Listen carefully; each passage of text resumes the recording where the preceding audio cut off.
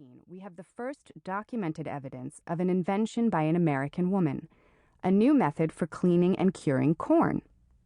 Sibylla Masters had observed Native American women using heavy pestles to pound corn by hand, and she was determined to find a power-driven method. She was convinced such a process would be easier and more efficient than the usual practice of grinding the corn between two millstones.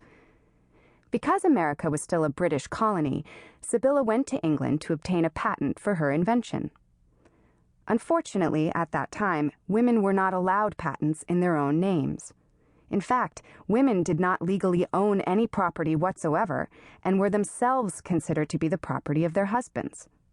So for Sibylla to protect her invention, she had to settle for obtaining the patent in the name of her husband, Thomas Masters.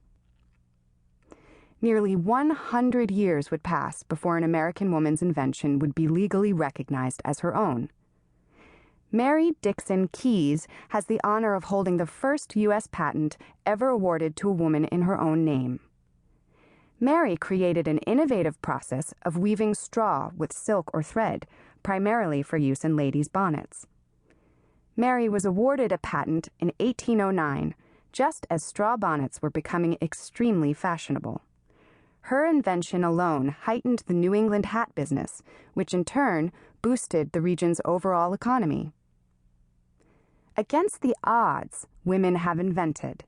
They succeeded when many thought they'd fail. Madam C.J. Walker, the daughter of former slaves, invented hair care products for African American women and a new method for selling them. She was born Sarah Breedlove, was orphaned at the age of 7, married at 14, and widowed at 20. For nearly 20 years, she labored doing other people's laundry.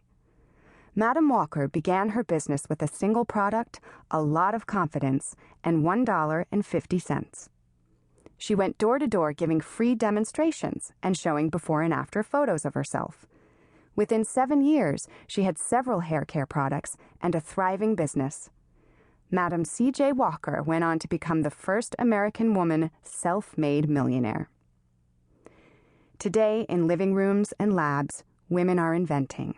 They are combining their curiosity and creativity with persistence and optimism. They are imagining. They are thinking and talking. What if, they ask. How about, they wonder. Aha, they exclaim. And gradually, their ingenuity emerges.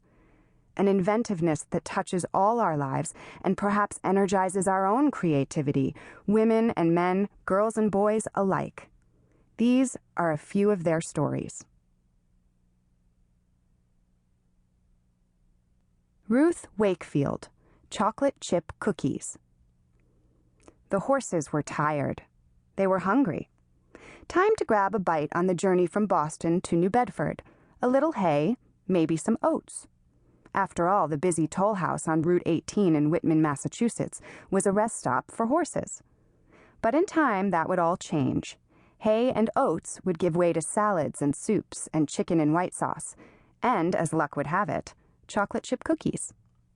It was an accident, a simple mistake, a last-minute effort to save time.